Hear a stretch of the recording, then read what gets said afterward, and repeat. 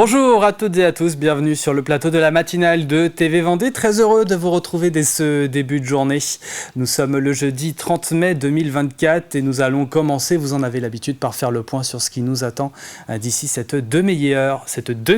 Le premier IMOCA vainqueur de la course sera bel et bien au départ du Vendée Globe 2024. Écureuil Aquitaine 2 est en ce moment au chantier à Port-Bourgeonnais. Image à suivre dans votre journal. Nous partirons à la rencontre de Roxane aussi. 31 ans, atteinte d'une maladie génétique orpheline entraînant un handicap psychomoteur. Elle portera la flamme olympique mardi. La bonne nouvelle est tombée alors que c'était loin d'être gagné, c'est ce que vous allez voir. Quelques réactions aussi d'élèves du lycée Rosa Parks à La Roche-sur-Yon. L'établissement a été récompensé dans le cadre de la compétition européenne des statistiques. Celle-ci vise à promouvoir la curiosité et l'intérêt des élèves en la matière. Et puis le camping-car club Fleuret de Florium qui fête cette année ses 25 ans. Et il a pris pour l'occasion ses quartiers à Rive-d'Autis pour un rassemblement d'une dizaine de jours. La communauté de communes a investi au total plus de 380 000 € dans l'aménagement de 4 nouvelles aires d'accueil. Il y aura le plus de l'info, la pastille environnement avec Bienvenue au Jardin et le Mag Éco. Le jeu également avec le tout nouvel indice à la question de la semaine. Nous offrons à 2 d'entre vous 2 billets pour le Zoo des Sables à découvrir en famille ou entre amis. Le jeu, ça sera à la fin de cette demi-heure. Mais avant tout ça, faisons un point météo. Et ça commence plutôt bien pour ce qui est du temps dès ce début de journée. On a connu pire.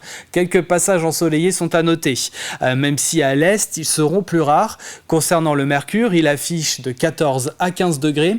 Cet après-midi, malheureusement, des averses vont gagner l'intérieur des terres. Le littoral devrait rester épargné. Pour ce qui est du thermomètre, au meilleur de la journée, nous aurons de 18 à 19 degrés. Les marées maintenant avec les horaires. Prochaine pleine mer en toute fin de matinée à 11h06, 23h32 ensuite ce soir. Entre les deux, nous avons la basse mer en fin d'après-midi pour 16h48. Coefficient de marée 54-53. Venons-en à la carte des marchés pour cette journée de jeudi. Et il y en a un petit peu partout, tout est plutôt bien réparti. On peut aller dans le nord-ouest, à Beauvoir-sur-Mer, plus à l'est, à Saint-Mémin et Pouzauges, La Roche-sur-Yon pour le centre, Mouzeuil-Saint-Martin au sud. Sur le littoral, vous avez le choix, les Sables-d'Olonne, Bretignolles-sur-Mer ou encore Talmont-Saint-Hilaire. Nous sommes le jeudi 30 mai 2024 et le 30 mai, nous souhaitons une bonne fête aux Ferdinand, aux Johanna et Johanna. Journée mondiale de la sclérose en plaques. Plus de 2 millions de personnes de par le monde sont atteintes par cette maladie. C'est aussi celle du droit aux origines. Elle existe depuis 10 ans. Anniversaire aujourd'hui de la journaliste Élise Lucet. Elle a 61 ans. Quant au soleil, il se couchera ce soir en Vendée pour 21h50. Allez, c'est parti pour le journal 100% local de la rédaction.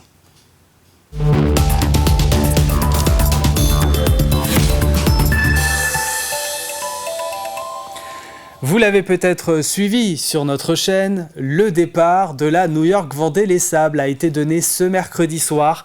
28 IMOCA sont partis des États-Unis à 6 mois du Vendée Globe. Les candidats du Tour du Monde s'affrontent une toute dernière fois sur un format transatlantique en solitaire. Cette dernière course de qualification est pour beaucoup l'occasion de continuer à tester le bateau avant la mise en chantier d'été et les dernières retouches. À partir de demain, dans la matinale, vous pourrez suivre le journal de la New York Vendée pour ne pas louper une miette de ce qu'il s'est passé.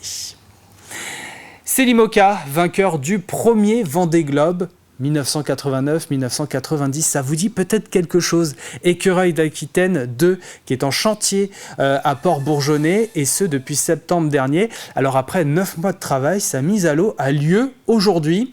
Une course contre la montre car ce 60 pieds de légende est pressenti pour transporter la flamme dans le chenal des Sables lors du passage du relais de la flamme olympique mardi, dont l'arrivée est prévue au Sable, je vous rappelle. Reste à savoir quel sera son rôle le 4 juin, mais il fera bien partie du convoi, c'est une certitude. Sujet d'Alexandre Lenaour. À Port-Bourgeonnais, un monocoque, pas vraiment comme les autres, se prépare à sa nouvelle vie. Lancé en septembre 2023, le chantier d'Écureuil d'Aquitaine 2 touche à sa fin. 9 mois d'un travail titanesque passé à désosser le bateau de fond en comble. Il y a eu beaucoup de difficultés parce que rien ne se met comme prévu. C'est des prototypes. C'est pas on achète une pièce et plug and play. Ça n'existe pas, hein, les pièces de série pour ces bateaux-là. On récupère du matériel, on l'installe, on bidouille, on modifie soit la structure, soit la pièce en elle-même pour que tout s'arrange bien ensemble. Et en fait, rien ne se met bien ensemble du premier coup. C'était vraiment une ou deux personnes le noyau dur. Là, on accélère la cadence sur les derniers jours où on est plutôt 5-6 à bosser sur le bateau. Dernières heures d'un chantier devenu fourmilière, sur un pont entièrement refait en mousse PVC et en fibre de carbone. On fixe ici les padailles où l'on monte le panneau de pont. Tu vois le contraste entre des rails tout neufs qui viennent d'être montés, avec des winches qui ont une dizaine d'années, et puis ici des poulies qu'on vient de remettre à neuf en changeant les billes, mais c'est les poulies d'origine de bateaux qui ont 35 ans. Après un important refit, safran et quilles d'origine ont été conservés. Sous la carène, il faut aussi s'assurer de l'étanchéité des passe-coques, plaçant fin à une nouvelle identité aux couleurs du département pour cet IMOCA de légende rebaptisé T11. La forme de coque n'a pas bougé, le bout dehors, les balcons, les chandeliers, c'est les mêmes. Le roof un peu atypique, c'est exactement le même. Le cockpit également n'a pas changé. On a essayé de garder en fait le même module esthétique qui existait avec justement des technologies d'accastillage d'aujourd'hui, quoi. Préserver l'essence même d'un monocoque dont la légende s'est construite sous les couleurs d'Écureuil d'Aquitaine 2. Emmené par Titouan Lamazou, ce 60 pieds devient en 1990 le premier vainqueur du Vendée Globe. Passé de main en main puis laissé à l'abandon au Venezuela, le bateau a finalement retrouvé la Vendée en mai 2023 avec une arrivée en grande pompe dans le Chenal des Sables. Un chenal que T11 empruntera le 4 juin prochain pour accompagner le cortège de la Flamme olympique lors de son arrivée au Sables d'Olonne. Quant à l'après, son propriétaire Alexandre Treillard envisage de le faire naviguer en association. Pas exclu non plus de voir le mythique IMOCA ouvrir le Chenal des Sables le 10 novembre à l'occasion du départ du prochain Vendée Globe. Dans le reste de l'actualité, les syndicats des pharmaciens de Vendée, FSPF et USPO 85, ont décidé, en accord avec leur direction nationale, de faire grève aujourd'hui. 83% d'entre elles sont fermées en Vendée. Une manifestation est prévue à La Roche-sur-Yon, place Napoléon, à 14h30. Plusieurs points de contestation sont mis en avant. Les fermetures d'officines sur les territoires fragiles, les pénuries de médicaments. Il est demandé aussi une revalorisation significative des honoraires dès 2025.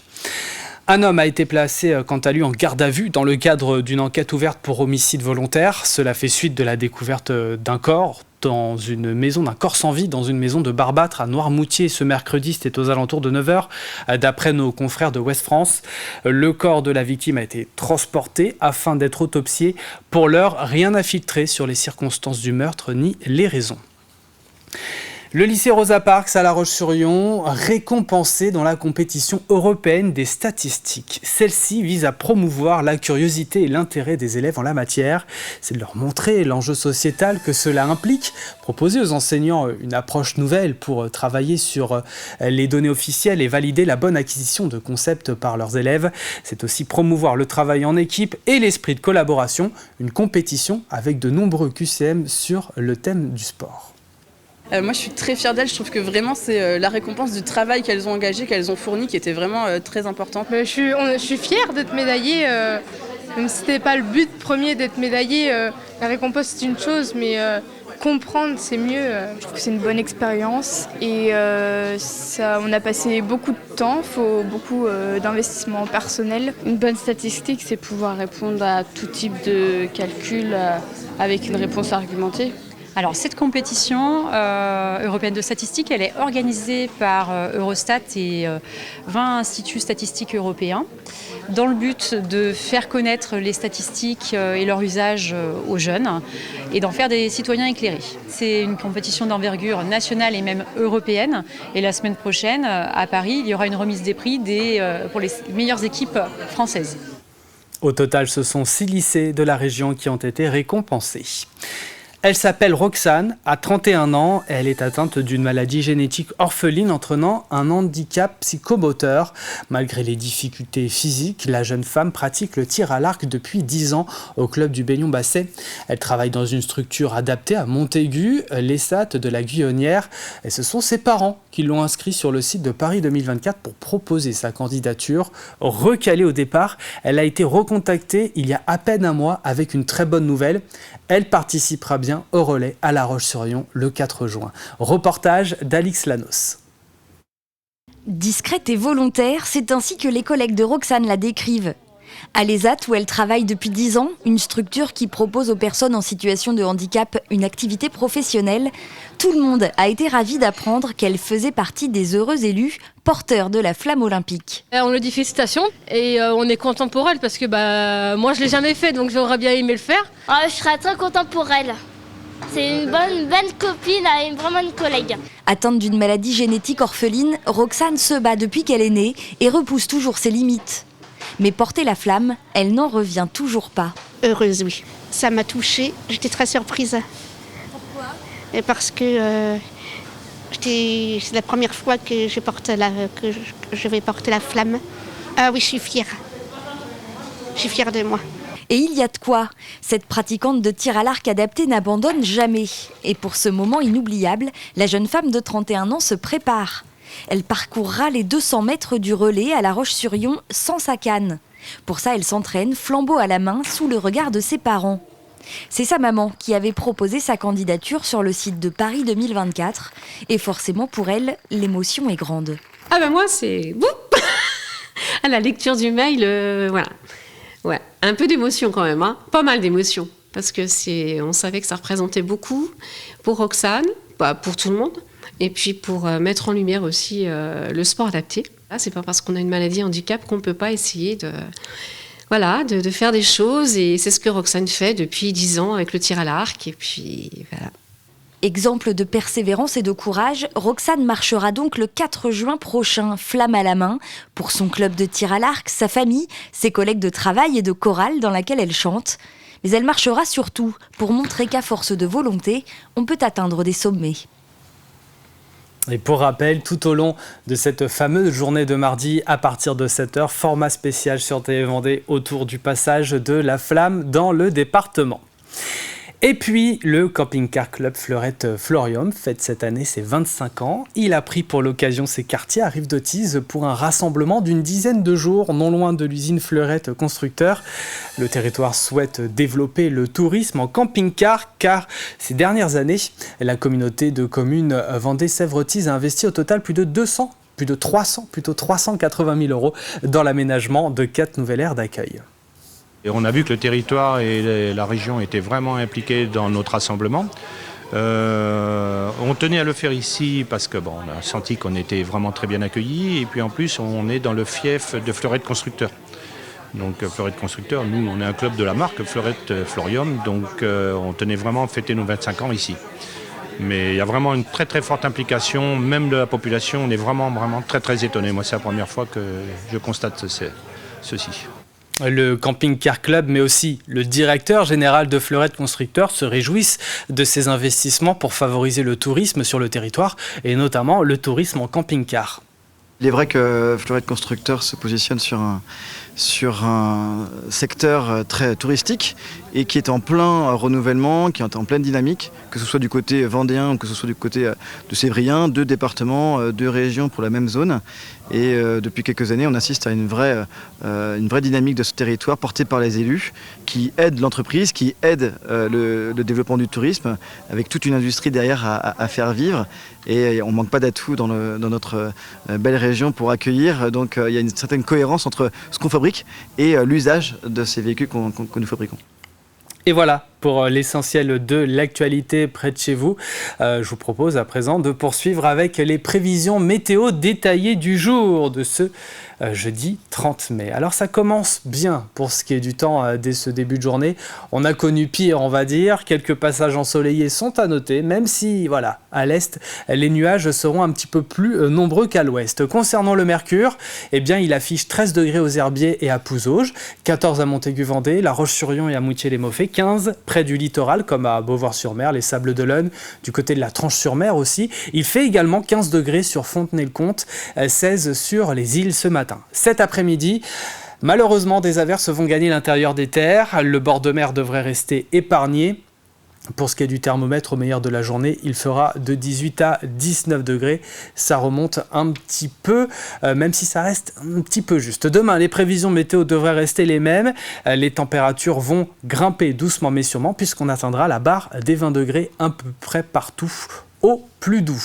Voilà. Nous entrons dans la deuxième partie de cette édition. Voyons le programme. Le plus de l'info est à retrouver, bien entendu. Nous retrouverons également la pastille environnement avec Bienvenue au Jardin. Bienvenue au Jardin que vous retrouvez bien sûr tous les samedis sur TV Vendée.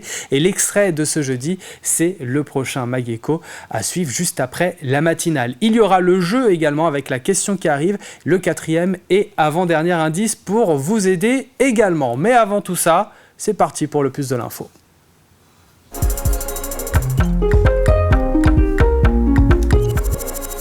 Ce matin, nous prenons la direction de Saint-Pierre-le-Vieux et cette excellente nouvelle pour le bourg, le retour d'un commerce. C'est une boulangerie. Alors, comment ça s'est fait concrètement? Par quoi la commune est passée? Voici quelques éléments de réponse.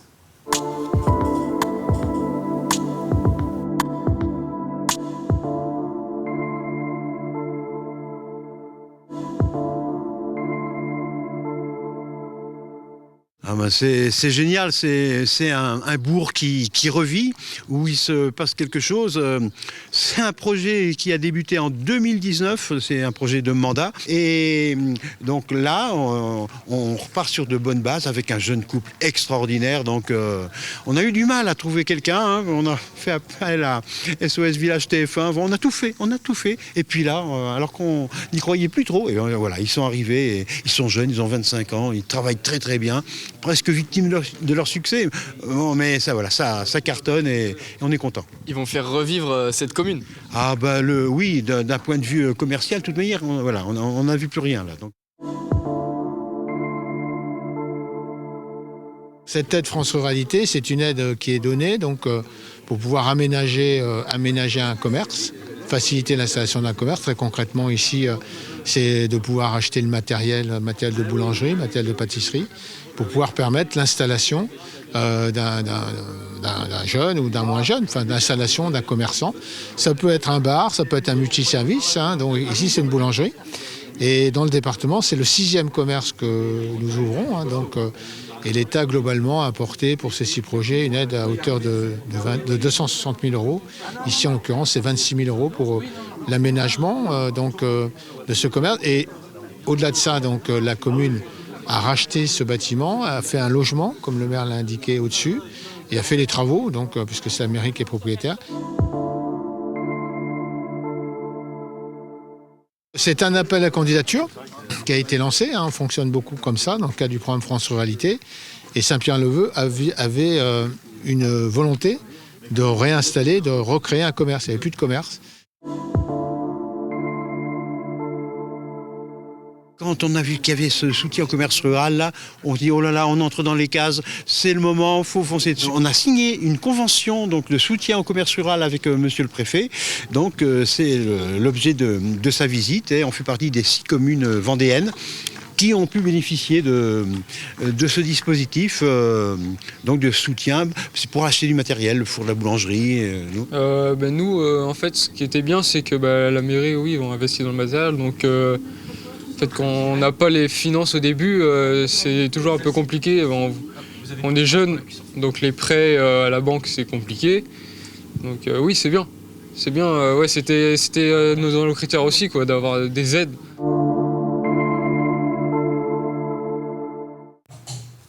Et voilà, donc pour le plus de l'info à retrouver aujourd'hui sur TV Vendée, mais également sur notre site internet. Allez, c'est le moment de passer à la pastille environnement.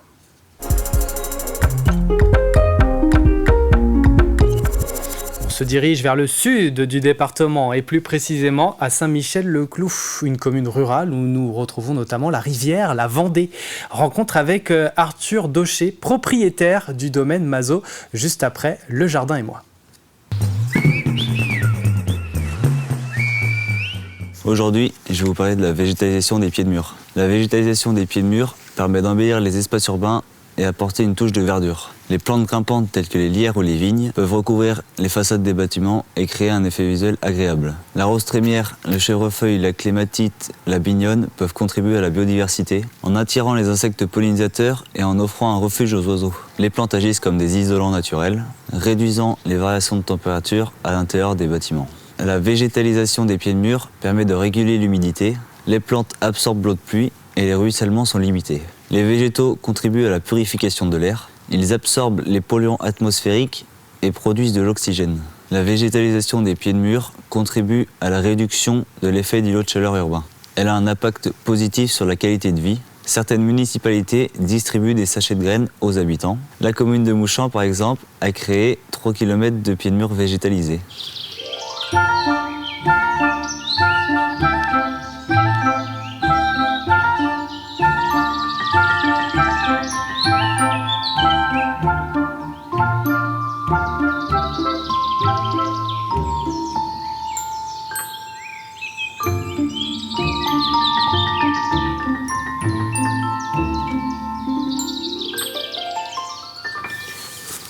Ce tilleul est superbe.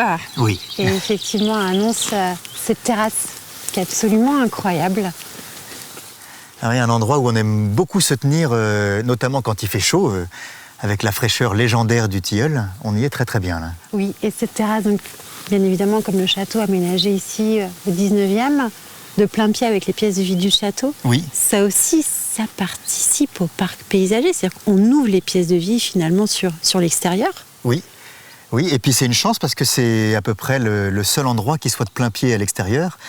Donc c'est vrai qu'on aime bien s'y tenir et puis on a une vue extraordinaire là jusqu'à la mer. Cette vue est absolument incroyable et toujours avec ces sujets aussi qui ponctuent le paysage. Vous avez et les cèdres du Liban et les cèdres de l'Atlas. Oui.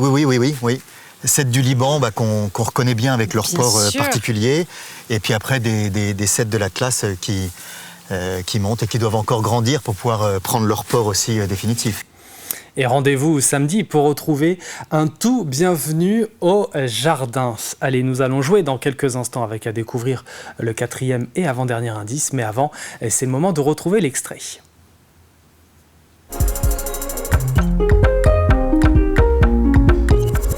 Direction Beaulieu-sous-la-Roche et l'entreprise Elix Gourmet pour le prochain Mageco. Nous partons à la rencontre de Gabrielle Moreau, productrice d'escargots. Elle en produit 300 000 par an. Tous sont destinés à la consommation ou à la fabrication de cosmétiques. Vous avez deux parcs en activité qui font 350-400 mètres carrés. Alors dis-nous quelle catégorie d'escargots tu as, parce qu'il y a différentes variétés. Oui.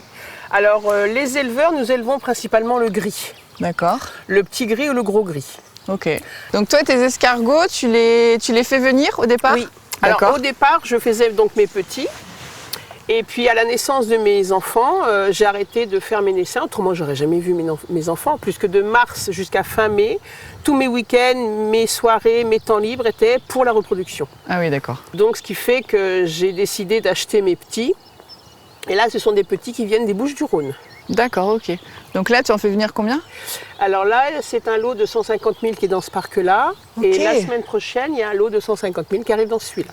Ok, oui. D'accord. Donc là, sur quelle période ils vont rester dans le pré là? Eh bien, mes petits bébés, si la chaleur veut bien s'inviter... Oui, on croise les doigts, parce qu'il ne faut pas de froid, c'est ça? Sous 10 degrés, l'escargot végète. Okay. Or, je veux une croissance optimale. Oui. Et pour pouvoir ramasser des escargots au mois de septembre qui seront adultes et bons à manger. Ok, donc là en fait finalement de maintenant jusqu'à septembre, tu vas les nourrir et t'occuper d'eux, voilà. Mais ils vont rester Moi, ici. Je les nourris, s'il pleut pas, je les arrose et j'attends patiemment que la chaleur soit naturelle. Ouais. Donc moi je leur donne une nourriture qui est sous forme de poudre, qui est composée de céréales, de végétaux et 30% de calcium. Ce qui fait que quand j'en mets, chaque feuille devient mangeoire. Donc partout où ils sont, il y aura à manger. Et donc toi, pour récapituler ce que tu fais de la production d'escargots pour l'alimentation, mais il y a aussi une partie cosmétique. Oui, alors ce n'est pas moi qui la fabrique, c'est une entreprise de la Sarthe qui travaille avec un éleveur de la Drôme en bio. La maison Agathe a vraiment des bons pourcentages puisque vous avez ça va du 60 à 93% spécial visage, donc c'est vraiment très très bien. Et ce nouveau numéro est à retrouver dans son intégralité aujourd'hui sur TV Vendée. Avant de nous quitter et marquer une page de publicité, c'est parti pour le jeu.